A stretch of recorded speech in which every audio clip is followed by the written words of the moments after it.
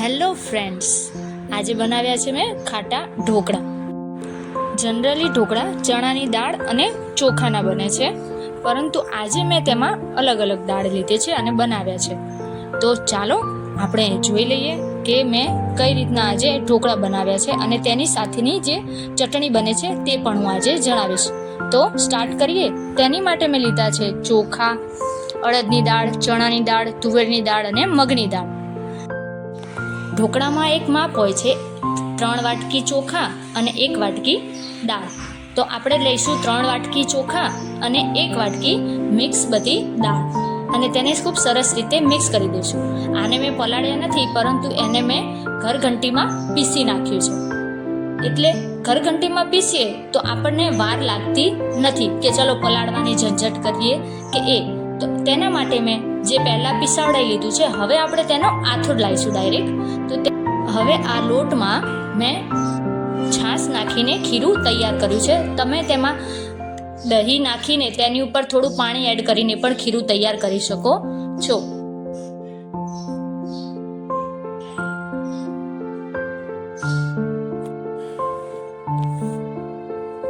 હવે આને આપણે ખૂબ સરસ રીતે મિક્સ કરી લઈશું અને તમે જોઈ શકો છો કે આપણે આવું ખીરું બનાવવાનું છે. હવે તેમાં મેં મીઠું એડ કરી લીધું છે અને થોડી હળદર એડ કરી લીધી છે અને હવે આને તેને ખૂબ સરસ રીતે બધું મિક્સ થાય ત્યાં સુધી હલાવીશું.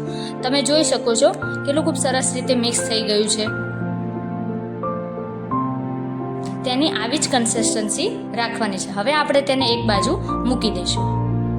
હવે હું જે ઢોકળા બનાવીએ છીએ તેની અંદર નાખવા માટે ઢોકળાની અંદર જે દાળ અને મેથી છે એ હું પહેલાં જ પલાળીશ. 4-5 કલાક પહેલાં પલાળીને રાખી દઈશ.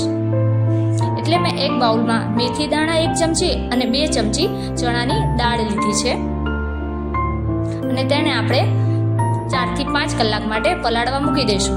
આપણે જે ખીરું પણ કર્યું હતું તેને પણ આપણે 5 થી 6 કલાક ગરમ જગ્યાએ મૂકી દઈશું.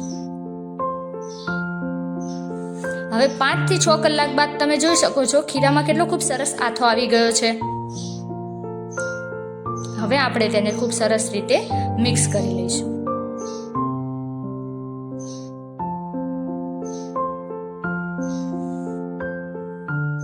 હવે આપણે ઢોકળામાં નાખવા માટે લસણ અને ઝીણા મરચાંની પેસ્ટ બનાવી લઈશું. તમે તેને ખાંડણીમાં ખાંડી પણ શકો છો.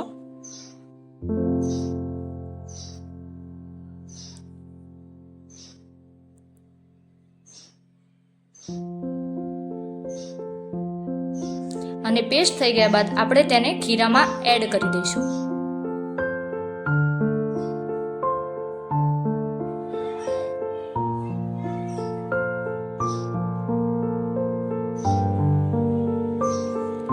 મીઠું અને હળદર નાખી લીધું છે એટલે આપણે તેમાં તે નાખવાની કોઈ જરૂરત જ નથી.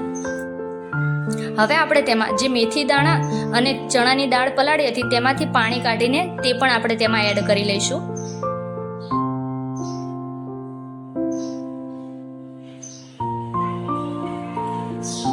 હવે થોડી ધાણા ભાજી એડ કરીશું આપણે.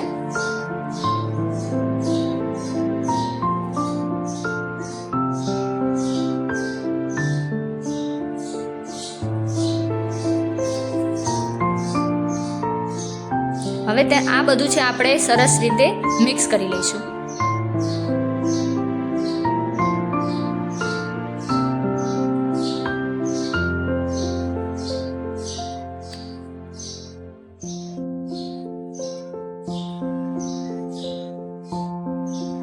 હવે આ સરસ રીતે મિક્સ થઈ ગયું છે તો આપણે એક વઘારિયામાં થોડું સિંગ તેલ એડ કરીશું અને તેને સહેજ ગરમ કરી લઈશું અને આ ગરમ તેલ આપણે એ ઢોકળા બનાવવાના બેટરમાં મિક્સ કરી દઈશું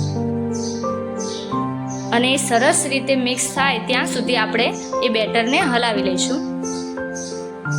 તેલમાં તમે કોઈ પણ તેલ નાખી શકો છો. અમને સિંગ તેલવાળા જ વધારે ભાવે છે. હવે એક ઢોકળિયું લઈશું, તેમાં આપણે થોડું પાણી ઉમેરી દઈશું.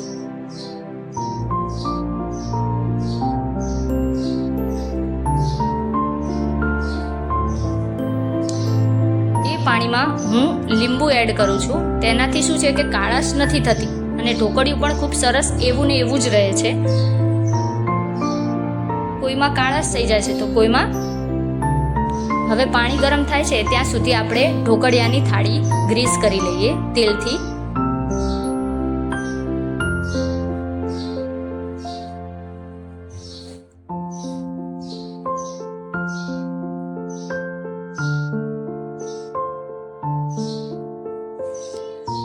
હવે આપણે તેમાં ઈનો અથવા તો ઘરનો ખાવાનો સોડા બી આપણે મિક્સ કરી શકીએ છીએ.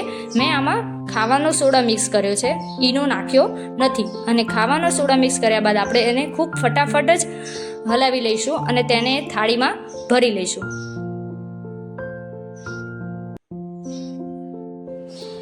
હવે આપણે જોઈ લઈએ કે ઢોકળિયામાં પણ પાણી સરસ રીતે ઉકળી ગયું છે. તો આપણે જે બેટરની થાળી ભરીને રાખી હતી તે આપણે તેમાં મૂકી દઈશું. અને તેમાં આપણે ઉપરથી કાશ્મીરી લાલ મરચું એડ કરીશું. એ ઓપ્શનલ છે, કોઈને કરવું હોય તો પણ કરી શકે છે અને ન કરવું હોય તો પણ ચાલે છે. એવી જ રીતે આપણે બીજી થાળી પણ ઉપર મૂકી દઈશું અને મરચું એડ કરી દઈશું.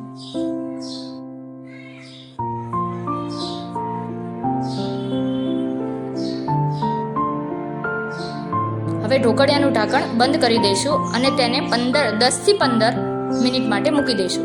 હવે આપણે તેની સાથે ખવાતી ચટણી બનાવીશું જે લસણની બને છે. તેને લસણીયું કહેવાય છે. એમાં બીજું કંઈ એડ કરવાનું નથી આવતું, ખાલી લસણની અંદર થોડું મીઠું એડ કરીને તેને ખાંડી લઈશું. લસણ સરસ રીતે ખંડાઈ ગયા બાદ તેમાં આપણે મરચું એડ કરીશું અને તેને પણ ખૂબ સરસ રીતે મિક્સ કરી લઈશું. હવે આ ચટણીને આપણે એક બાજુ ડીશમાં કાઢી લઈશું.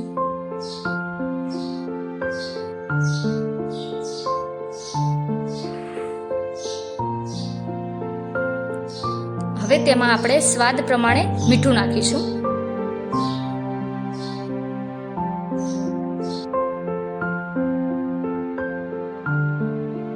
આપણે જે લસણ ખાંડવામાં મીઠું નાખ્યું હતું એ નોર્મલી થોડુંક જ નાખ્યું હતું, ચપટી જેટલું જ.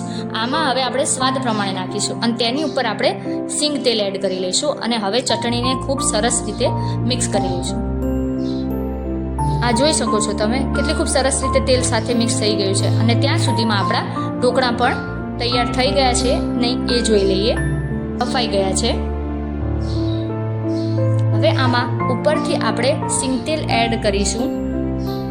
એ થોડુંક જ, 1 ચમચી પણ પૂરું નથી લેવાનું અને તેની ઉપર સ્લાઇડ આપણે ફેરવી દઈશું અને હવે તેને એક ચાકુની મદદથી ઢોકળા કાઢી લઈશું.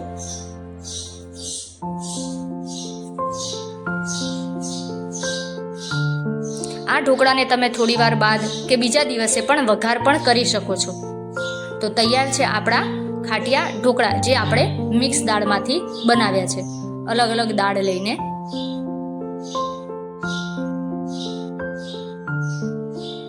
અને તેની સાથે ખવાતી લસણની ચટણી. આપણે થોડું વધારે તેલ એડ કરીને થોડુંક જ ચટણી અને વધારે તેલ નાખીને આપણે મિક્સ કરીશું. તો તૈયાર છે આપણા ખાટા ઢોકળા.